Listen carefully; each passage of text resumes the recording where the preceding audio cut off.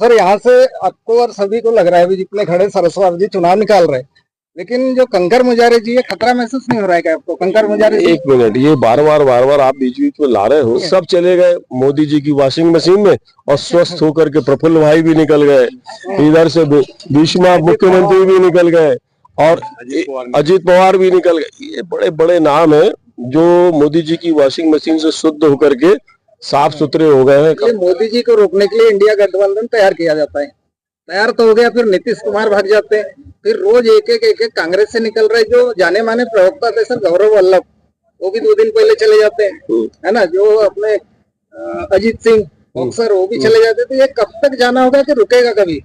अनुभव मुजारे जी, तो ये एक ही घर में 2 पार्टी है, तो इसका कितना असर पड़ेगा इस चुनाव में कांग्रेस पार्टी? ऐसा कुछ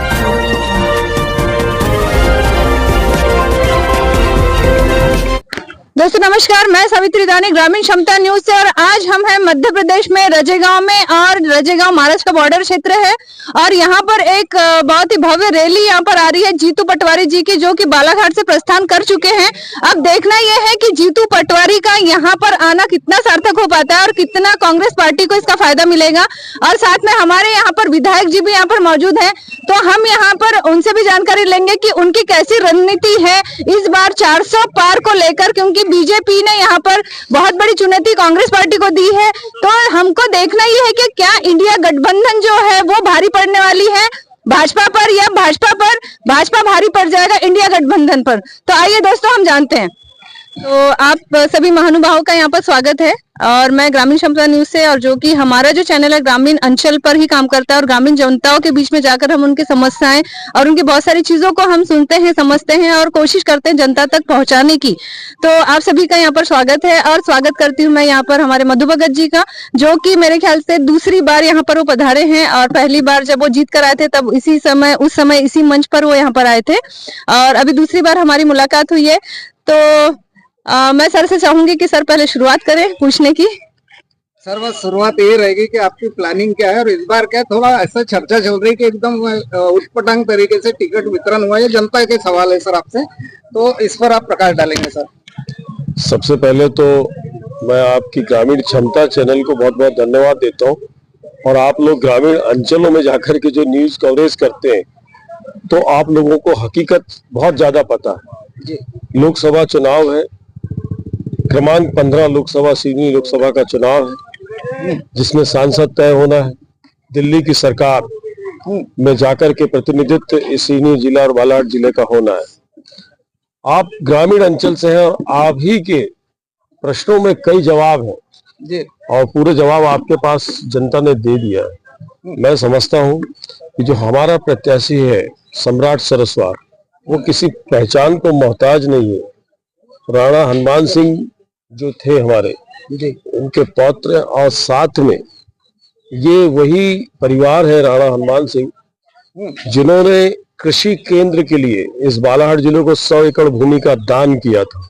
ये दानवीर जो अभी हमारे प्रत्याशी हैं और जिला पंचायत के अध्यक्ष हैं, और निश्चित तौर पे एक दमदार प्रत्याशी है, और जो सोच समझ कर नेतृत्व करके अगर दिल्ली से उनको टिकट मिली है, तो आज का जो विषय है कि प्रत्याशी, आज का विषय प्रत्याशी नहीं है। आज का विषय, ये जो आप ग्रामीण जन में घूमते हैं, प्रत्याशी नहीं है। आज का विषय है भारतीय जनता पार्टी का किया हुआ छल, भारतीय जनता पार्टी के किए हुए वादे, उनपे वो कितना पूरा उतरे मोदी जी। आज सवाल ये है, जैसे वो सर थोड़ा रोकूंगा आपको, जैसे हम किरनापुर लांजी क्षेत्र घूमे, तो वहाँ के जो कार्यकर्ता है कांग्रेस के, उनका कहना है कि हिना कांवरे को इतना फिर क्यों प्रचार करने, मेहनत करने दिया गया जब उनको टिकट नहीं देना था। जब चुनाव लड़ने की बात आती है विधानसभा या लोकसभा की जी, तो लगभग कांग्रेस का कार्यकर्ता हर, या वो दमदार हो या कार्यकर्ता हो, वो कहीं ना कहीं अपनी टिकट की मांग रखता है। तो पैनल में जिन जिन के नाम गए, उन नामों में एक नाम पे विचार करके उनको टिकट मिली है। बिल्कुल, हिना कांवरे जी, कंकर मुजारे जी, और इनका नाम चल रहा था, जो कि इनको अब जनता भी पसंद कर रही है, ये भी हमको खबर मिल रही है। लेकिन सर आपके पास भी समय नहीं, 60 में छोटे छोटे सवाल। मेरा एक सवाल है, सबसे पहले सर मैं यहाँ आपको डिस्टर्ब करूंगी, मेरा एक सवाल है, चूंकि अभी बसपा से कंकर मुजारे जी खड़े हैं, ठीक है, और वहीं से विधायिका हमारी जो अनुभव मुजारे जी, तो ये एक ही घर में दो पार्टी है, तो इसका कितना असर पड़ेगा इस चुनाव में कांग्रेस पार्टी को? ऐसा कुछ नहीं है। अच्छा, वरुण गांधी बीजेपी में है, राहुल गांधी कांग्रेस में है। और ज्योतिरादित्य सिंधिया पहले बीजेपी कांग्रेस में थे, उनकी जो ज्योतिरादित्य माते सिंधिया वो बुआ जी वो बीजेपी में थी। ऐसा कुछ नहीं है। ये अगर बालाहाट में गंगा मुजारे जी जो वरिष्ठ हैं, अगर वो बीएसपी से लड़ रहे हैं, ये लोकतंत्र है, यही तो संविधान है भारत का खूबसूरत। यहाँ पे आजादी है, यही बाबा भीमराव अंबेडकर का संविधान है, जिसके अंदर आप लोगों को आजादी दी गई है कि आप संविधान के अंदर लोकतंत्र में आप अपने सरकार का, अपने नेतृत्व का चयन जनता कर सकती है। अच्छा, अभी मोदी जी की गारंटी है 400 पार सीटों की, और बहुत ही बड़ी चुनौती है यहाँ कांग्रेस पार्टी के लिए और इंडिया गठबंधन चूंकि, तो क्या इंडिया गठबंधन उन पर भारी पड़ने वाली है? 400 पार मोदी जी, उसके पीछे कौन सी ताकत छुपी है जो मोदी जी 370 और 400 पार की बात कर रहे हैं? आज का सवाल 400 पार का वो कर रहे हैं, जनता ये प्रयास कर रही है कि हम संविधान को बचाएं और एक खूबसूरत भारत के अंदर जो लोग हमारा संविधान है उसकी रक्षा करें, क्योंकि 400 पार होने के बाद एक शक्ति का प्रदान होता है, उनके अपने मेंबर्स होते हैं, वो जब चाहे कोई भी चीज का संशोधन कर सकते हैं। तो भारत को संशोधन नहीं चाहिए, भारत को किसान का एमएसपी मूल्य 3100 रुपए धान का समर्थन मूल्य चाहिए, बेरोजगार युवक को रोजगार चाहिए, महिलाओं पर जो अत्याचार हो रहे हैं, जो छोटी छोटी बच्चियों के साथ बलात्कार हो उसके ऊपर प्रशासन की सख्ती चाहिए, और जो उद्योग की बात करते हैं उस उद्योग में आप ये देख लीजिए कितने उद्योगपति ने आज इस भारत के ऊपर जमावट कस ली है। ये बात कर रहे हैं 10 साल में कि हम भारत का नक्शा बदल देंगे। भारत का नक्शा आप कौन सी शक्ति से बदल रहे हो? उद्योग नीति से बदल रहे हो। आज शक्ति जो आपके पास है लोकतंत्र की, आज 70% जो हमारी सरकार की सरकारी जमात थी वो पूरी तरह से प्राइवेट कांधों पे चली गई। आज अडानी हमको मध्य प्रदेश में बिजली बेचने वाले, आपने पढ़ा होगा, आपने बहुत सारी ऐसी ऐसी चीजें हैं जिसके ऊपर आज जो हमारा भारत का नागरिक है वो कहीं ना कहीं गुलामी की जंजीरों में जा रहा है। आप ये 400 पार और 400 की बाहर बीजेपी को मुबारक हो।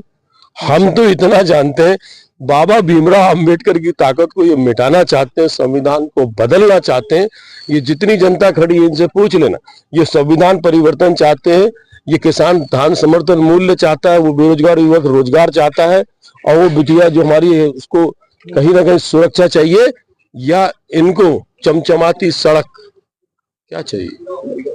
सर एक सवाल, यही बात रोकने के लिए, भाजपा को रोकने के लिए, मोदी जी को रोकने के लिए इंडिया गठबंधन तैयार किया जाता है। तैयार तो हो गया, फिर नीतीश कुमार भाग जाते हैं, फिर रोज एक एक कांग्रेस से निकल रहे जो जाने माने प्रवक्ता थे सर गौरव वल्लभ, वो भी 2 दिन पहले चले जाते हैं, है ना। जो अपने अजीत सिंह बॉक्सर वो भी चले जाते। तो ये कब तक जाना होगा कि रुकेगा कभी? देखो, एक संस्था का नाम सुना होगा, 3 प्रकार की संस्था, ईडी, जीएसटी, इनकम टैक्स और सीबीआई, है ना। ये सारी संस्थाएं किसकी है? ये किसी प्रकार का भ्रष्टाचार हो रहा है उसके ऊपर रोक लगाने की। भारतीय जनता पार्टी के लोग दूध के धुले हुए हैं, ना खाऊंगा ना खाने दूंगा। हाँ, इनके यहाँ पे छापे नहीं पड़ेंगे, इनके यहाँ छापे नहीं पड़ेंगे, लेकिन इंडिया गठबंधन के जितने भी लोग हैं, जितने विपक्ष के, उनके सबके यहाँ छापे पड़ेंगे। अब आप एक बात देख लो, मुझे ज्यादा बोलना नहीं है अभी, क्योंकि अभी जीतू पटवारी जी आएंगे, वो अपनी बातें रखेंगे कि ये अगर कौन सा आपने नाम लिया था कि वल्लभ और ये सब चले गए, गौरव वल्लभ, ये सब जाने दो, ये तो प्रथा है, यही तो खूबसूरत संविधान है, जिसको आना है आए, जिसको जाना है जाए। अच्छा, मतलब आपके हिसाब से परिवर्तन ही संसार का नियम है। हाँ, इसलिए सफाई करूंगा बोला था, तो ये इस प्रकार हाँ, ये जितने भ्रष्टाचारी जिन के ऊपर छापे पड़े हैं वो सब चले गए मोदी जी की वॉशिंग मशीन में, और स्वस्थ होकर के प्रफुल्ल भाई भी निकल गए, इधर से भीष्मा मुख्यमंत्री भी निकल गए, और अजीत पवार भी निकल गए। ये बड़े बड़े नाम है जो मोदी जी की वॉशिंग मशीन से शुद्ध होकर के साफ सुथरे हो गए हैं। कहाँ पे जाकर के? दिल्ली में ईडी से बच गए, आईटी से बच गए, सबसे बच गए।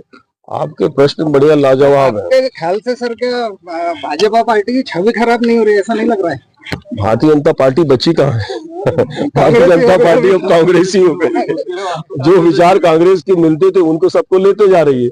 उनको लेकर के क्या साबित करना चाह रही है मैं नहीं समझ पा रहा हूँ। लेकिन भारतीय जनता पार्टी मूल विचार से भटक चुकी है। सिर्फ मोदी जी का ही आज का पार्टी का एक राष्ट्र चल रहा है। सर अगर मान लेते हैं कि कांग्रेस की सरकार बन जाती है तो क्या जितने गए पूरे वापस आ जाएंगे? ये प्रश्न क्या है? कौन आ रहा है और कौन जा रहा है?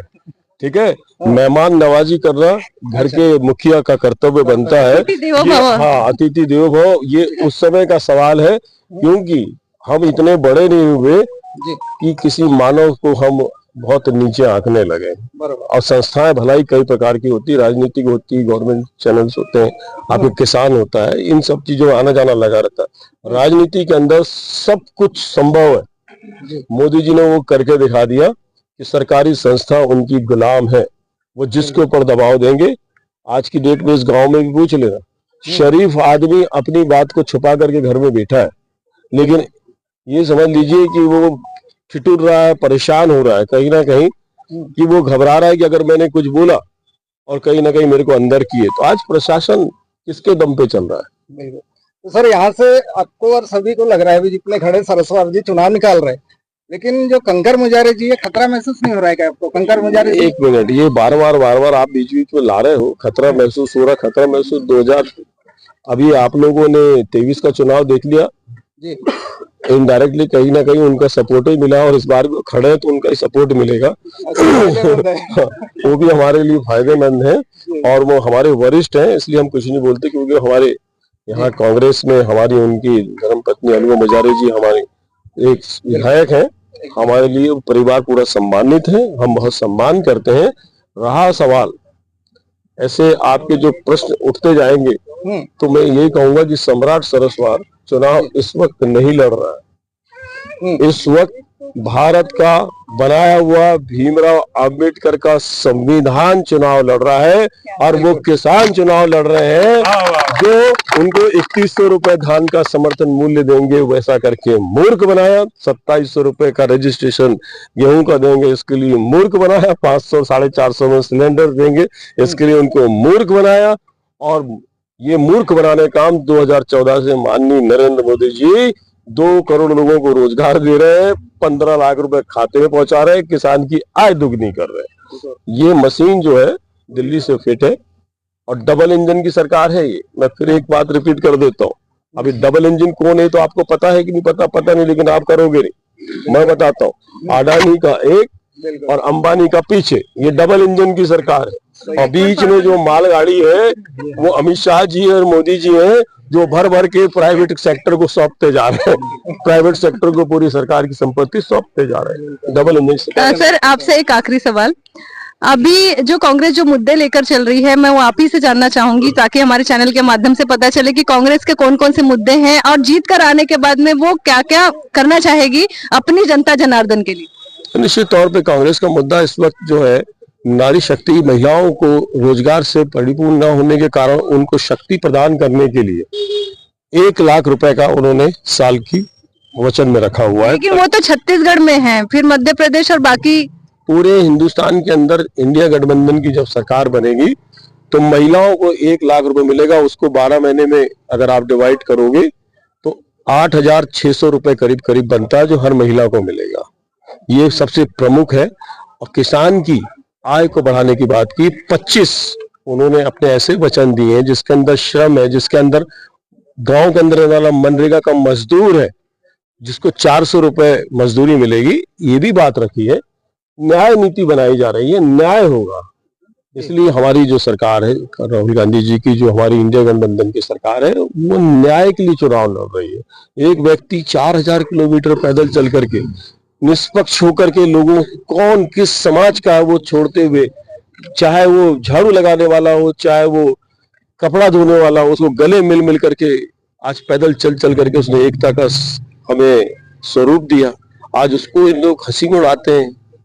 वो इतना पढ़ा हुआ हमारा नेता हार्वर्ड यूनिवर्सिटी से पढ़ा हुआ एक इतना बड़ा नेता राहुल गांधी जी आज उसकी बात को समझना नहीं चाहते, क्योंकि ये तो पक्का कहा गया है ना कि धंधा पानी करने वालों को उसका नॉलेज बहुत कम होता है, जिससे राष्ट्र का निर्माण होता है। राहुल गांधी जी की एक दो बार भविष्यवाणी परफेक्ट बैठी है जो कुछ साल पहले बोल देते थे वो, जैसे कोरोना काल। क्योंकि राहुल गांधी जी, मैंने आपसे पहले कहा कि एक नॉलेजेबल पर्सन है जी। और वो उस खानदान से नहीं है कि जिस खानदान में लूट मचा करके अंदर करो वाला है। ये उस खानदान से है जहां पे उनका परिवार शहीद हुआ है, जिसमें इंदिरा गांधी जी शहीद हुई है, जिसके अंदर उनके पिता श्री राजीव गांधी जी शहीद हुए हैं, और ये महात्मा गांधी की पार्टी है जो गोली खा करके राम राम कहते हुए गए। बहुत बहुत धन्यवाद। तो बहुत बहुत धन्यवाद